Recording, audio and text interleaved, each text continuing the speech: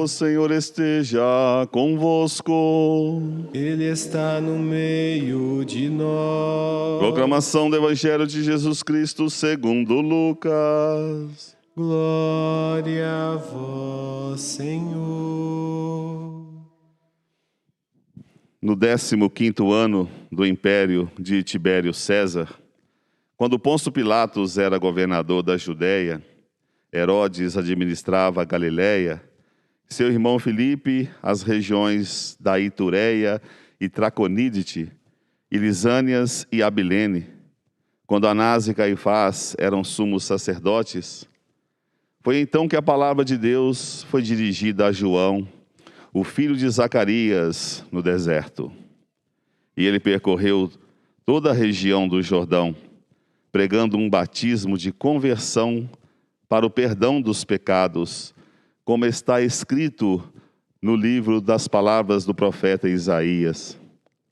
Esta é a voz daquele que grita no deserto: preparai o caminho do Senhor, endireitai suas veredas. Todo vale será aterrado, toda montanha e colina serão rebaixadas, as passagens tortuosas ficarão retas, e os caminhos acidentados serão aplainados, e todas as pessoas verão a salvação de Deus. Palavra da salvação. Glória a vós, Senhor.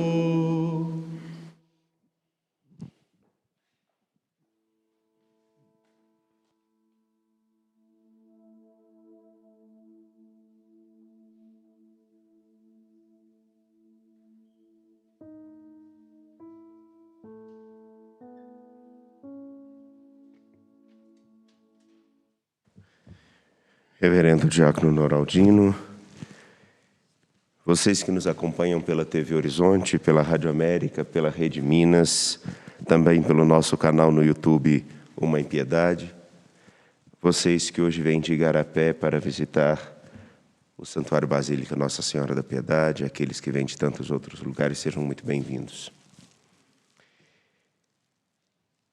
Hoje celebramos o segundo domingo do tempo do Advento. E a imagem apresentada por Baruch é de uma senhora. Jerusalém é colocada como uma senhora que está de luto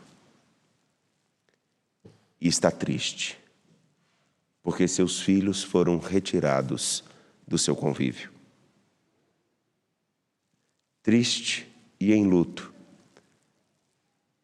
ela agora recebe um convite. Tire a roupa do luto, vista a roupa da glória. Deixe sair a tristeza e acolha a alegria que vem.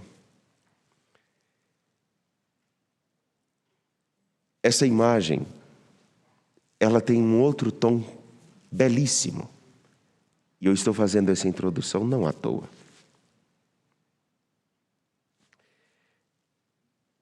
Algo que chama muito a atenção e que depois no Evangelho toma uma outra forma.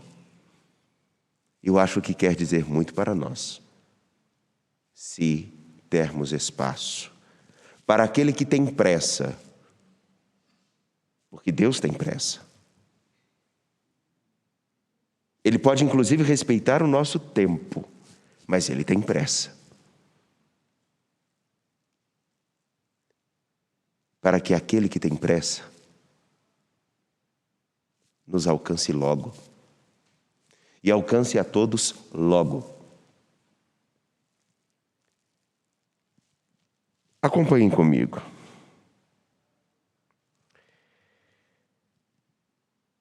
Deus ordenou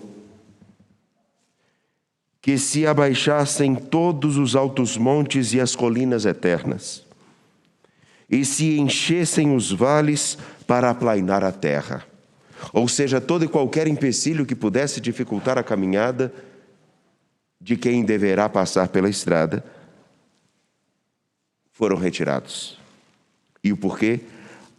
Por que ele fez isso? a fim de que Israel caminhe com segurança sob a glória de Deus. A fim de que Israel caminhe com segurança debaixo da glória de Deus. Então ele, segundo Baruque,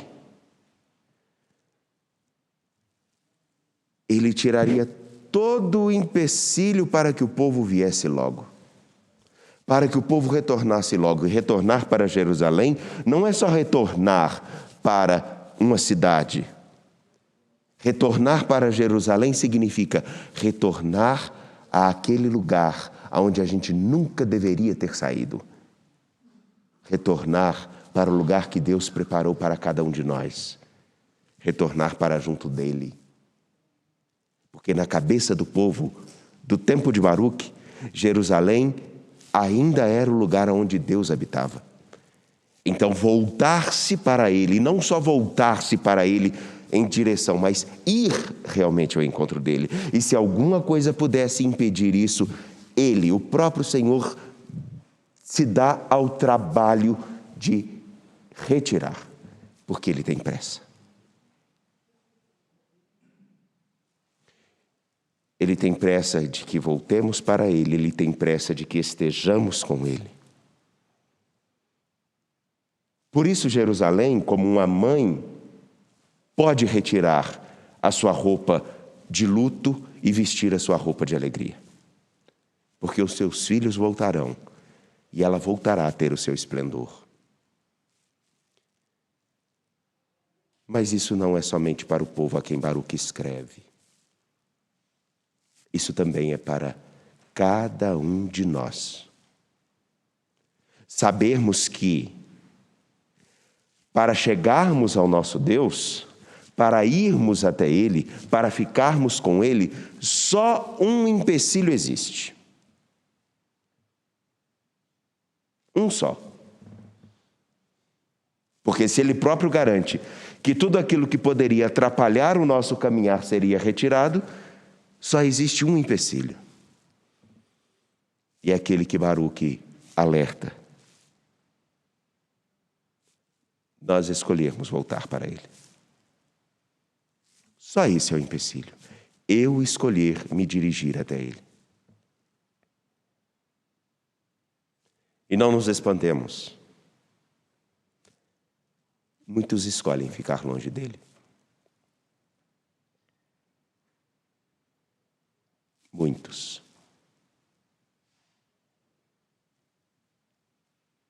Por isso, recordar algo fundamental.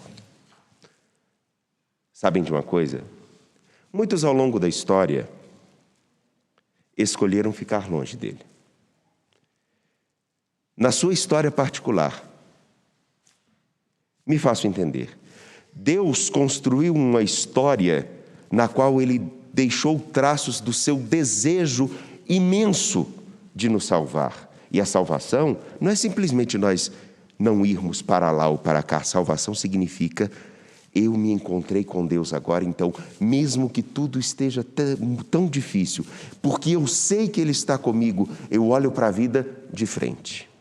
Eu olho para as pessoas de frente.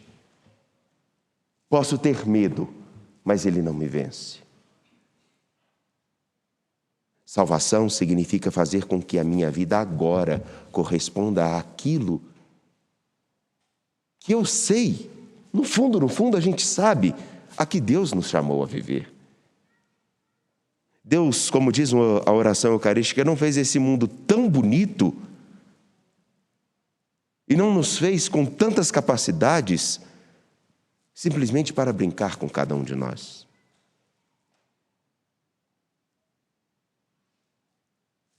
Recordar uma coisa: Ele tem um desejo imenso de salvar. Mas ao longo da história da salvação, Ele chamando o povo para caminhar com Ele, tirando todos os empecilhos, o povo de Deus, como todos nós, conseguiu ainda colocar algumas dificuldades. Já perceberam como a gente pode ter uma pessoa que resolva todos os problemas aparentes, mas a gente tem que tirar mais algum probleminha para poder complicar? Já perceberam isso? Às vezes aquilo que era um grande problema para a gente, alguém resolve. Aí depois a gente tira uma outra coisinha que é um outro probleminha. Isso acontece em casa, isso acontece no trabalho, isso acontece na escola, isso acontece na igreja.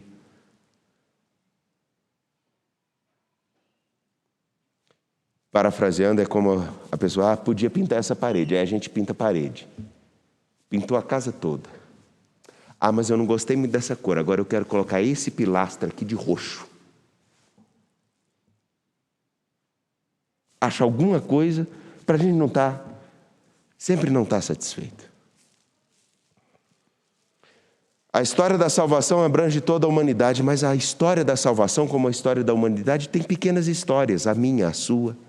E cada um vai tecendo a sua história com dificuldades, com alegrias, sabendo a única coisa, agora lhes digo, a única coisa que nos impede de estarmos com o nosso Deus é o nosso querer.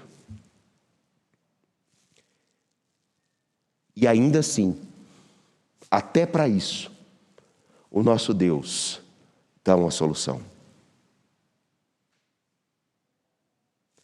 Quando nós celebramos o tempo do Advento, nós estamos celebrando essa solução. Porque tem um movimento de eu querer chegar até alguém, eu querer me aproximar de alguém, eu querer me reconciliar com alguém.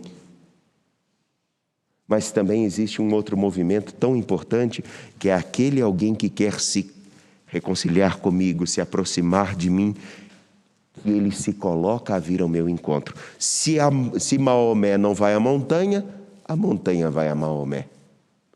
E aí a narrativa do Evangelho toma uma outra perspectiva, porque enquanto São Lucas situa o tempo no qual João Batista anuncia que o Messias vai chegar, ele narra uma coisa muito interessante. Lembram aquilo que eu falei? Deus diz pela boca de Baruque que todos os empecilhos para que o povo de Deus retornasse para ele seriam tirados. Mas o povo é complicado demais. Às vezes nós somos complicados demais. Então, João Batista proclama outra coisa. Lá no versículo 4. Esta é a voz daquele que grita no deserto. Preparai o caminho, mas não mais para o povo, mas preparai o caminho do Senhor. Endireitai suas veredas. Todo vale será aterrado. Toda montanha e colina serão rebaixadas. As passagens tortuosas ficarão retas, e os caminhos acidentados ficarão planos. E todas as pessoas verão a salvação de Deus. Se antes Baruque estava dizendo, o povo vai ter como chegar até o Senhor sem dificuldades, porque Ele tem pressa em estar conosco. Agora, João proclama, não vai mais ser o Senhor quem esperará o povo chegar até Ele. É Ele mesmo que vai vir ao nosso encontro. E para tanto, colinas, vales, caminhos difíceis, tudo será facilitado para que o Senhor chegue logo. Mas ainda existe uma condicionante. Ainda existe um empecilho. Aquele empecilho de querermos ou não acolher aquele a quem nos visita. Queremos acolher aquele que é a vida. Queremos acolher aquele que é a luz que ilumina todo homem. Nesse tempo do Advento, respeitando, obviamente, as realidades do tempo presente, das circunstâncias presentes, uma importante opção nós precisamos e devemos fazer. Nós queremos ou não acolher aquele que, porque tem pressa, quer nos alcançar. Ele quer nos alcançar no compromisso com o bem de todos. Ele quer nos alcançar no compromisso com a dignidade de cada pessoa. Ele nos quer alcançar num compromisso de uma economia onde não exclua boa parte das pessoas. Ele quer nos alcançar no compromisso de todos aqueles que podem tomar uma boa vacina para ficarem imunizados e evitarem uma nova onda da Covid-19. Ele quer nos visitar no respeito do marido para com a esposa e vice-versa. Ele quer nos visitar no respeito de cada um para com todas as pessoas, independente de que conseguir ou não entender a vida dessa pessoa.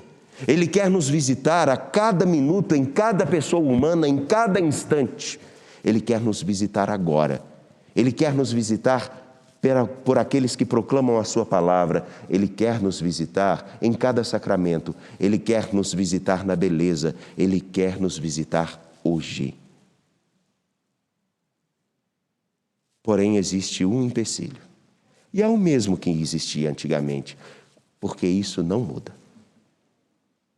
Se antigamente o povo poderia ou não querer ir até Deus, e ficar com Ele, hoje, Ele vem ao nosso encontro, mas ainda existe um querer. Eu quero que Ele entre na minha história. Olhando para o futuro, para aquilo que daqui uns dias vamos celebrar como o Natal, eu quero que Ele entre na minha morada. Eu quero que Ele passe a fazer parte da minha história. Eu quero ou não? Porque se eu quero, muita coisa acabará mudando, muita coisa.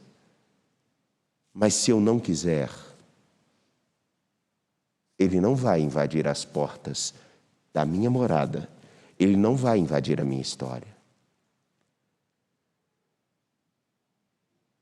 No tempo presente, mais do que fazermos inúmeros discursos, essa pergunta é fundamental.